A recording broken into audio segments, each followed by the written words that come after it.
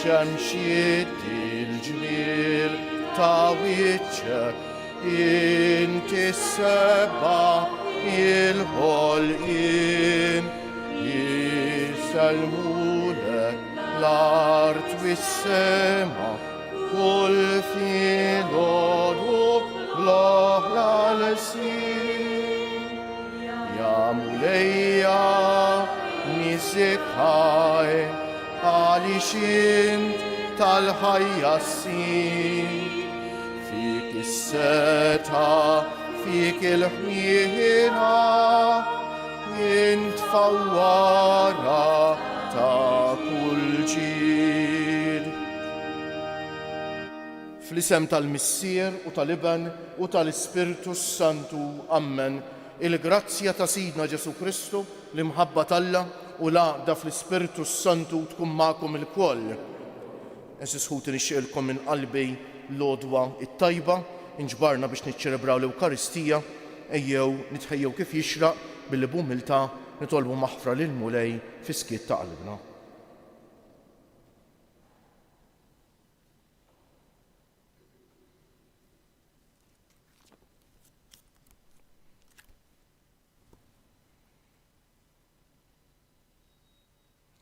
Inta għaddejt minn fostna tagħmel il-ġejt u tfarraġ u taħfer lil kulħadd mulej ħniena.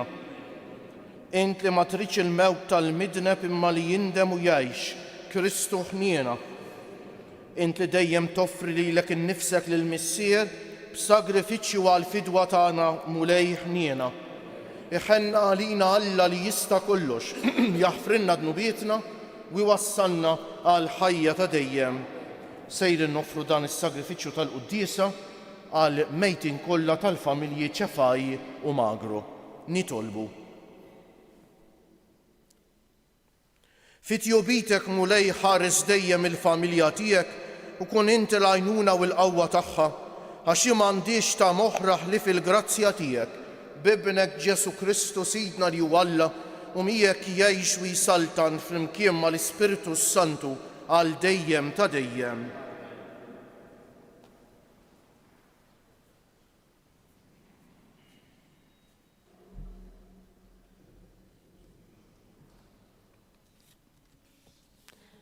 Qari mill-ewwel ktieb ta' Slaten. Ġara li meta Salamun kien imdaħħal sewwa fi żmien, in-nies li kellu dawrulu tas-sew qalbu għal wara allat oħra. Hekk li qalbu issa ma baqgħetx kollha kemmi mal-mulej Alla tiegħu, bħalma kienet qalb David missieru. Salamun beda jqim lil Astoret, Alla tan-nies ta' Sidon, u lil Milkom l-idolu miskerraħ li kienu jqimuh in-nies ta' Ammon. Din l-imġiba ta' Salamun li ma baqax ħaġa waħda mal-mulej sal-aħħar, lil-mulej xejn ma oġbitu. Kemm kien xort oħra David missieru. Imbagħad Salamun bena fuq l-għolja bis-swit Ġerusalemm santwarju lil Kemos, il-għajb ta' Moab, u lil Molok, il-għajb tal-Amonin.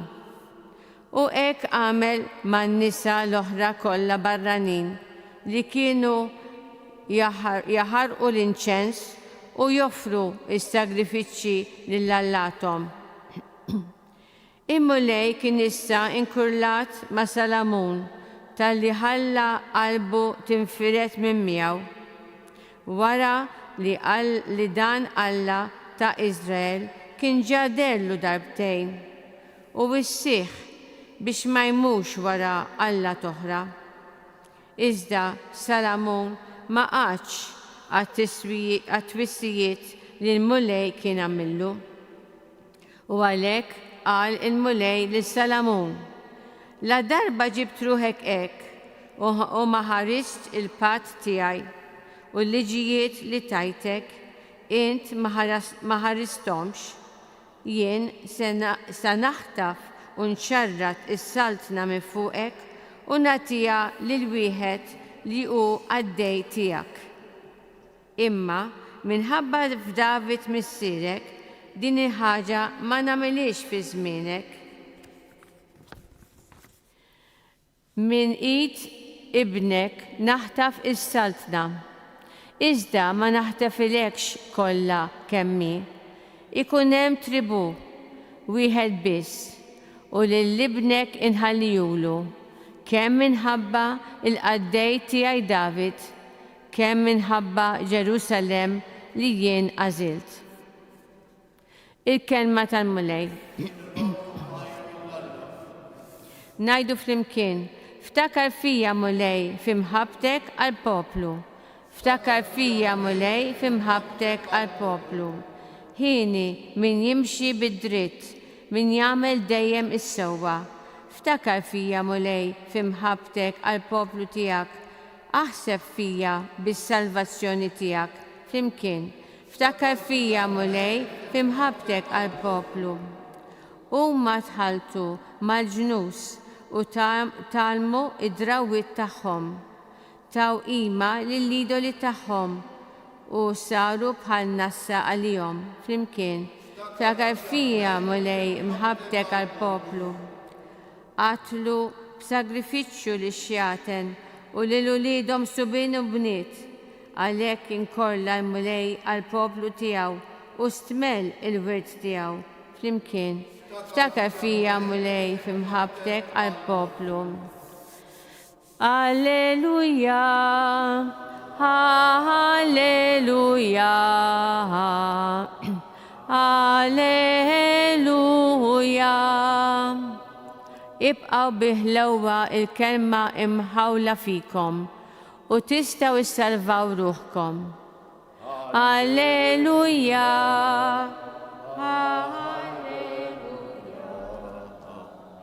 Alleluja. Il-mulej ma'kom. Qari mill-Evanġelju mqaddes skont San Mark. F'dak iż-żmien Ġesu mar fl-inħawi tal-belt ta' Tejr. Daħal joqgħod f'dar u rrid li ħadd ma jsir jaf. Iżda ma setax ikun li jinħeba għax malar semet bih waħda mara li kellha lil binta maħkuma minn spiritu ħażin u marret tinxteħed f'riġleħ.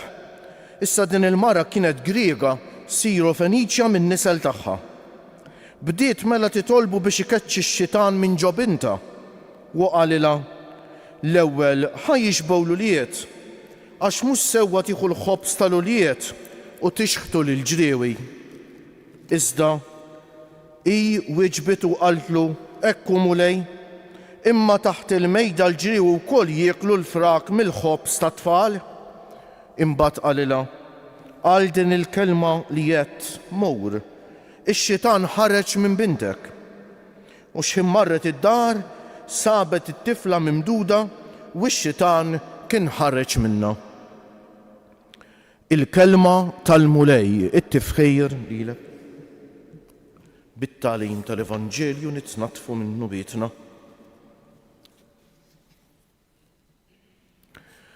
Hemm ħafna affarijiet eżisħut li nistgħu ngħidu dwar il-bniedem dwarna u x'hekk. Però forsi waħda mill-iktar importanti tafu li mej li aħna bnedmin dgħajfa. U min jinsija din il-ħaġa huwa l-iktar vulnerabbli u faċli l-iktar jagħmel żbalji jeżisħutej. U l-Bibja fit-Testament il-Qadejm tagħtina 3 eżempji kbar. L-ewwel nett Sansun u x'hekk l-iktar raġel f'saħħtu li jittarraf u jġarraf u x'hekk bħalma tafuha l-istorja tiegħu.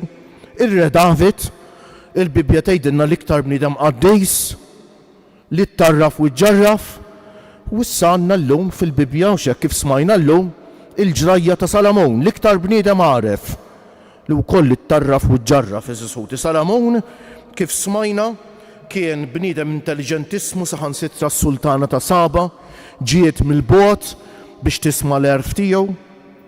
Però Salamon kien iżżewweġ ħafna nisa, fosthom anke nisa pagani, u biex jogħġobhom beda jibni t-tempji lill-allat tagħhom, allat pagani li beduh minn Alla l-veru eżisħuti.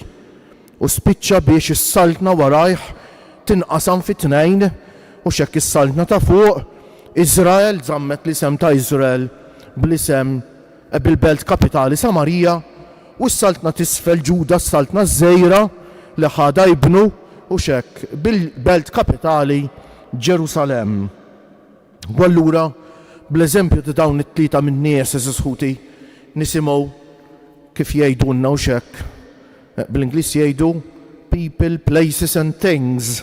Mela dawk il-persuni, dawk l-oġġetti u dawk il-postijiet li huma għalina ta' tentazzjoni, li huma għalina ta' periklu, rridu naħarbuhom. Aħrab fiss, aħrab malajr u aħrab fil-bot jgħidulna l-qaddisejn.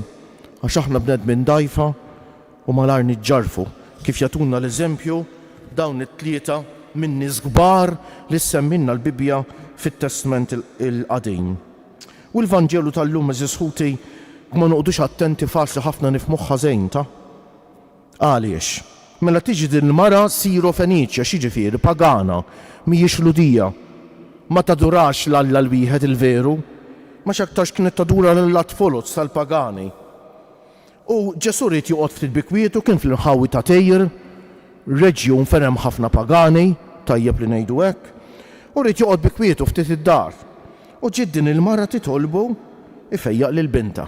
Mela diġà turik li din il-mara għandha l-fidi eżisħuti ta' emnet f'Ġesu. Emnet f'Ġesu. Però t-tweġiba ta' Ġesu taħsadna. X'jgħidilha Ġesu? Jgħidilha hekk ara. L-ewwel jixbgħu l-uliet, qed jirreferi għall-Lot l-uliet. Għax mhux sewwa tieħu l-ħobs tal-uliet u tixħtu lil-ġriewi. Issa dik il-kelma tista' tfixkinna. Għaliex? Għax il-Lot lill-pagani kienu jgħajruhom klieb modris preġġattiv ta' il-klieb għandna nħobbuhom u m'għandna sbieħ għandna ħafna x'nitgħallmu minnhom u x'hekk għax ħafna drabi kelb kapaċi jħobb iktar minna l-bnedmin ta' sfortunatament immekku. Imma b'mod dispreċjattiv kienu jgħajruhom klieb lill-pagani u x'hekk. U Ġesu jgħidilha mhux sewwa tieħu l-ħobs tal-ulied biex tixtu lill-ġriewi għall-pagani tieħdu mill-Lot u tagħtih lill-pagani se din tista' tiftihem ħażin. Li Ġesu qed jitkellem mod dispreġjattiv qed ibaxxi lill-pagani mhix hekk. Ġesu x'irid jagħmel quddiem l-Apostli u dawk li kien hemm madwaru jaqbad il-mentalità tal-Lot bħal tifel minn ideħ. Din il-mentalità negattiva lejn il-pagani u bil-mod il-mod isuqha u x'hekk biex tinfetaħ għall-Evanġelju. Għax l-Evanġelju Alla kif jurina kieku ma tiftijem x'hekk dejn hija kontradizzjoni mal-mod kif iġibruħu Ġesu mal-barranejn. Ħafna drabi smajnu x'hekk li kien hemm barranejn li ġew għand Ġesu u li l-apposti stess jibgħathom morru fid-dinja kollha fl-aħħar jibgħathom mhux hekk. L-Evanġelju li huwa l-bnedmin kollha. U l Ġesu li jaqbad din il-mentalità negattiva tal-Lot u bil-mod il-mod jiftaħa u xekk għal-mentalità tal-Evanġelju fejn Alla rrid iħobb lil kulħadd. Alla jrid l-imħabba tiegħu tasal għand kulħadd. U minnu u tal-liema pajjiżu u tal-liema reliġjonu u tal-liema kundizzjoni jew. Aktar ma jkun bniedem imwarrab, aktar ma jkun bniedem li forsi l-bnedmejn anke jbeduh minn Alla, il-bnedmejn, aktar Ġesu jrid jasal għandu eżisħuti. U dan ħafna drabi jagħmlu permezz tagħna ta' ma żewġ talimiet illum mill-qari. L-ewwel qed noqogħdu attenti. Għax jekk iġġarfu l-iktar bniedem f'saħħtu, l-iktar bniedem qaddejsu, l-iktar bniedem għaref, għax ma qagħdux attenti. X'jista' jiġri naħna eżisħuti l-ewwel talima. It-tieni ejja lil mulej ngħidu li mulejjin edabija. Mulejjin edabija biex l-imħabba tiegħek tasal għand l-oħrajn. Urini għamil istrument fidejk biex inti tħobb lill-oħrajn permezz tiegħi. Kemm għandna nitolbu ilu bil-qalb dil ħaġa eżisħuti għax huwa l-aqwa mod li biex ngħixu l-fidi tagħna.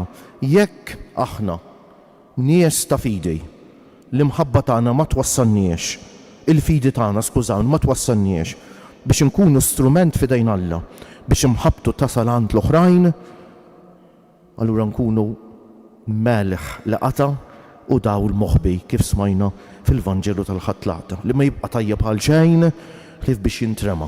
Imma jekk iridu nkunu dik is-siġra li tagħti l-frott, ma ninsewx fil-kelma tal-frott dejjem huwa l-imħabba tagħna lejn xulxejn u lejn kulħadd. Mela jekk rridu nkunu siġra li tagħti l-frott, rridu ta' bilħaq nħallu l-Alla jħobb l-oħrajn permezz tagħna.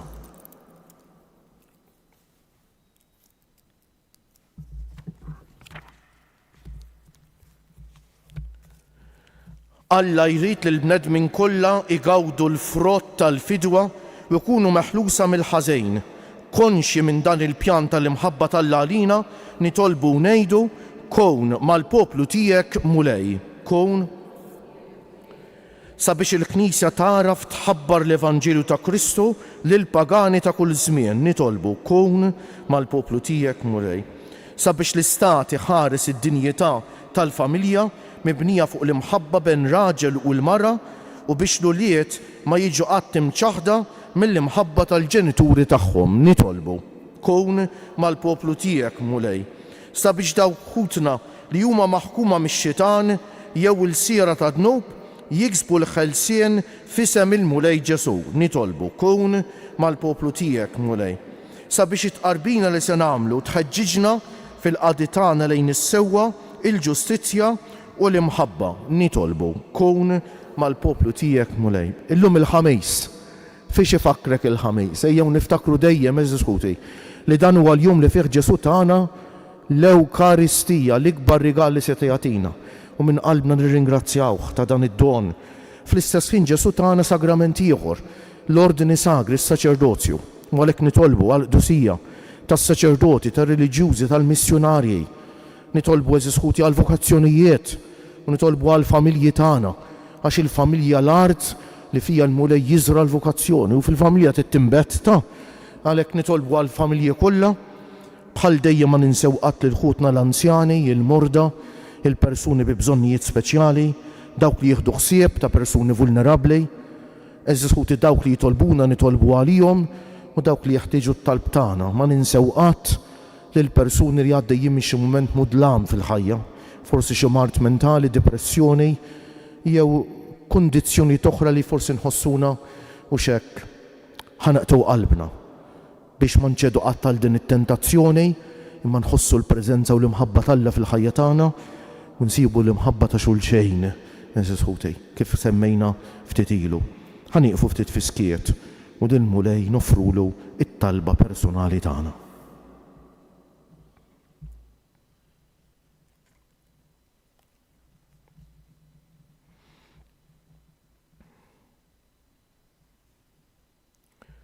Missier li tista' kollox, li rrid tissieħeb lill-bniedem fil-ħajja tiegħek ta' Alla, isma' t-talbit tagħna u għamil li ħajjitna tkun tirrifletti l-għaqda u l-imħabba tiegħek li mal-Iben u mal-Ispirtu Santu tgħix wis-saltan għal dejjem ta' dejjem.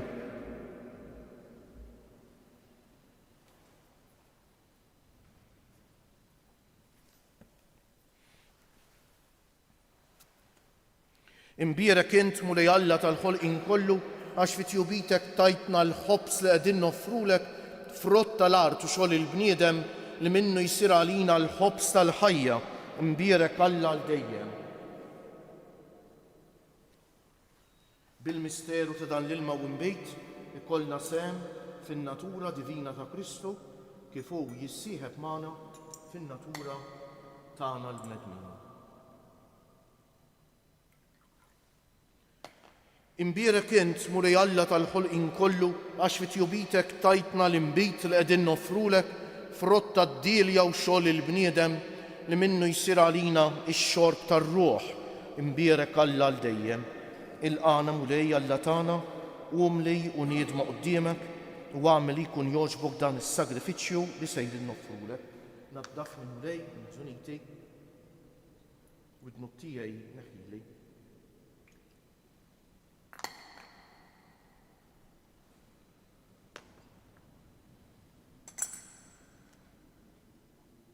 Jitolbu ħuti biex is-sagrifiċċju tiegħi u tagħkom ikun jogħġob lil Alla l-Missier li jista' kollox.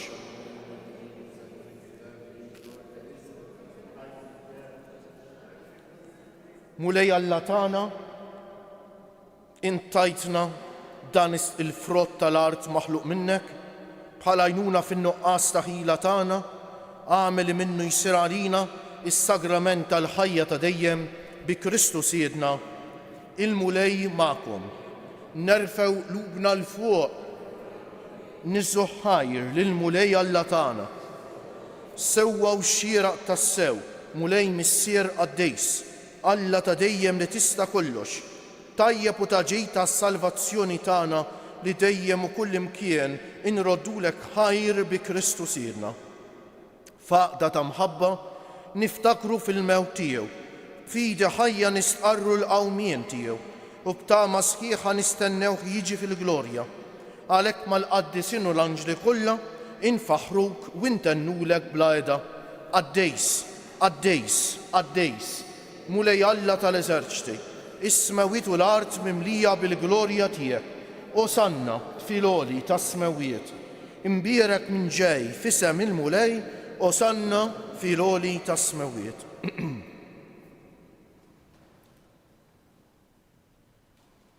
Għaddejs tas-sew int mulej, int lajn ta' kull qdusija, għaddes għalhekk nitolbuk dawn l-offerti bil-barka tal-Ispiritu tiegħek biex isiru għalina il-ġisem u d-demm ta' Sidna Ġesu Kristu, li meta kien sejjenata biex minn raj ħibati bħal ħobż radd il-ħajr qasam tal id-dixxipli tiegħu u qal: ħudu u kulu il-koll minn dan, għax dan huwa ġismi li jingħata għalikom.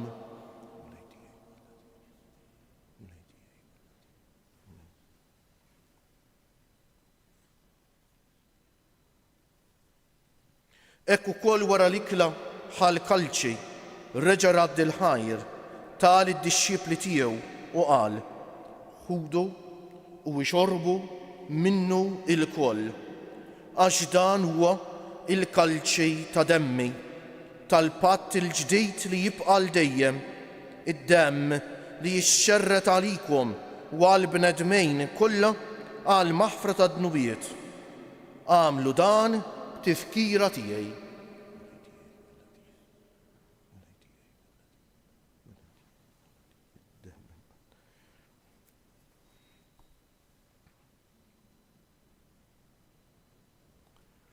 Dan l-misteru tal-fidi nħabbru l-mewt tiegħek mulej, nixxandru bil-ferħ l-qawmin tiegħek, nistennewk sa ma tiġi fil-glorja.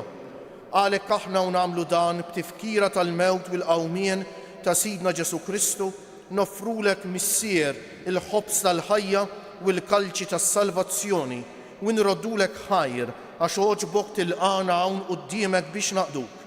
U miċ-ċokon tagħna nitolbu li l-Ispiritu Santu jaqadna f'ġisem wieħed lilna li nieħdu sehem mill-ġisem u d-demm ta' Kristu. Ftakar mulej fil-Knisja tiegħek imxerda mad-dinja kollha, wettaqa fl-imħabba flimkien mal-Papa Ljun 14, mal-Isqof tagħna Anton, mal-isfijiet u l-ministri kollha tiegħek u mal-poplu kollu li inti ksibt għalik. Ftakar ukoll f'ħutna li raqdu bit-tama tal-qawmien, mod speċjali llum qegħdin nitolbu għall-irwieħ ta' ħutna il-mejtin kollha tal-familji Ċefaj u Magro. Ftakar fil-mejtin kollha, daħħalhom quddiemek fid-dawl tas-sebħ tiegħek. Ħenn għalina l-koll nitolbuk. Għati lilna wkoll il-wirt tal-ħajja ta' dejjem, flimkien mal-Verġni Mqazza, Omm Alla u Omm tagħna Marija, mar-raġel ġus tagħha San Ġusepp, mal-Apostli u l-qaddisin kollha li jgħixu fil-ħbiberija tiegħek sa mill-bidu tad-dinja. Għamel li magħhom infaħruk u insebħuk b'Ġesu Kristu ibnek. Bi Kristu, ma' Kristu u fi Kristu jingħata lilek Alla missier li tista' kollox, flimkien mal-Ispirtu Santu kull ġieħ u glorja għal dejjem ta' dejjem. Ejjew issa nitolbu kif għallimna u ridna nagħmlu Ġesu liben ta' Alla għas-salvazzjoni tagħna, missierna li inti fis-smawiet jitqaddes ismek, tiġi salnatek, ikun li trid int kif fis-sema u hekk fl-art. Ħobżna ta' kuljum atina llum, aħfrilna dnubietna bħalma naħfru lil minuħati għalina, u la ddaħalniex fit-tiġrib iżda ħlisna mid-deni. Eħlisna nitolbuk mulej minn kull deni. Atina fit-tieba u l-ħniena tiegħek il-paċi fi żmienna biex inkunu ħielsa dejjem mid-dnub u mħarsa minn kull inkwiet aħna u nistennew u nittamaw ilena u l-miġja tas-Salvatur tagħna Ġesu Kristu. Mulej Ġesu Kristu li jgħid lill-apostli tiegħek inħallilkom is-sliem, natikom is-sliem tiegħi. La tħarisx lejn nubietna, iżda ħares lejn il-fidi tal-Knisja tiegħek. Għatija s-sliem u laqda li jien trejt fija, int li tgħix wis-saltan għal dejjem ta' dejjem. Il-paċi tal-mulej tkun dejjem magħkom. Għatu l-paċi lil xulxin. Il-ġisem flimkien mad-dem ta' Sidna Ġesu Kristu jkun jiswew lilna li ser nitqarbnu bihom għal ħajja ta' dejjem. Ħaruf talla li tneħħi d-nubiet tad-dinja ħenna għalina. Ħaruf talla li tneħħi d-nubiet tad-dinja ħenna għalina. Ħaruf talla li tneħħi d-nubiet tad-dinja tina l-paċi. Mulej Ġesu Kristu binalla l-ħaj bil-mewt tiegħek kif rid minnek il-missier u bil-ħidma tal-Ispiritu Santu inti tajti l-ħajja lid-dinja. B'dan il-ġisem u d-dem għaddis tiegħek eħlisni minn ħtijieti kollha u minn kull ħażen, żommni dejjem fidej lejn il-kmandamenti tiegħek u tħallini qatt ninfiret minnek. Danu l-ħaruf talla, danu Ġesu li jneħħi d-nubiet tagħna u tad-dinja kollha ħen jgħin dawk li huma mistiedna għall-ikla tal-ħaruf mulej. Ma jistħoq li tidħol taħt is-saqaf tiegħi, iżda kelma waħda u ruħi tkun fejn.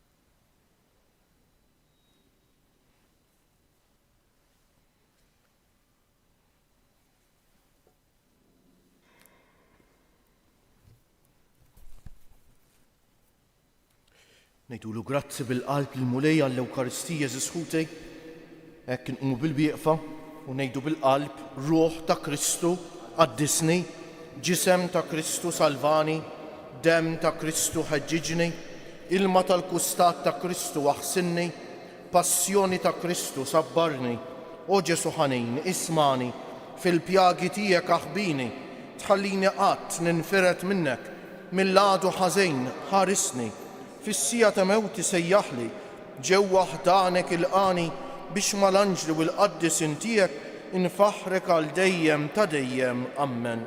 Nitolbu. U għall inti ridtna nieħdu sehem minn ħobża waħda u kalġi wieħed, għatina li nkunu l-koll ħaġa waħda fi Kristu biex naħdmu ferħana għas-salvazzjoni tad-dinja bi Kristu Siedna. Ħanejdu 3 Avimarijiet fġieħ 3 ijiem lil ġisem Tomna Marija dan fil-qabar u nofruhom biex mod speċjali aħna li hekk nattendu għal quddies aħna li għandna mixja ta' fidels isħuti niftħu qalbna l-imħabba talla u fuq kollox inwassluha fid-dinja fejn inkunu lil tal-familja lil ħbieb fuq ix-xogħol kull fejn inkunu inwasslu din l-imħabba talla. Hekk nitolbu nafdaw dit-talba tagħna fidejn l-Om tagħna tas-sema. Slima għalik Marija, bil-grazzja mimlija l-mulej miegħek, imbierka inti fost in-nisa u imbierek il-frott tal-ġewf tiegħek Ġesu. Slima għalik Marija, bil-grazzja mimlija l-mulej miegħek, imbierka inti fost in-nisa u imbierek il-frott tal-ġewf tiegħek Ġesu. Slima għalik Marija, bil-grazzja mimlija l-mulej miegħek, imbierka inti fost in-nisa u imbierek il-frott tal-ġewf tiegħek Ġesu. O Marija li tħallit fid-dinja mingħajr teba', Madonna ta' Pinu Sultana tal-familja, ħarstek fuqna dejjem żomm. Il-mulej magħkom. Iberikkom Alla li jista' kollox, il-Missier u l-Iben u l-Ispiritu Santu. Morru fil-paċi ta' Kristu. U l-jum it-tajjeb lilkom ilkoll.